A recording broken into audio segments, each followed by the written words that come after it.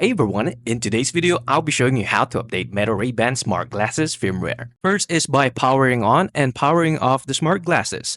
Go to the left arm of the smart glasses and push forward and push backwards to turn it on and turn it off. Second step is to factory reset the smart glasses. Here are the steps. Step 1 is to turn on the glasses. Slide the power switch onto the left arm of the glasses forward to turn them on. Step 2 is to close the right arm. Fold the right temple, which is the leg of the glasses, inward, which is close onto the position, and keep the left side open. Step 3. Press the button 5 times. At the top left arm, locate the small reset button.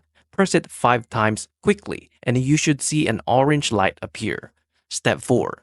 Press and hold for 5 seconds. Now press and hold the same button for 5 seconds until the light begins pulsing. Step 5. Press and hold again. After the pulsing start, press and hold the button one more time for a few seconds. This puts the glasses into discovery or pairing mode, and the light will start flashing. Your Ray-Ban Meta Smart glasses are now factory reset and ready to pair it again with your device. If you find this video helpful, please like, subscribe, and I'll see you into the next one. Thank you for watching.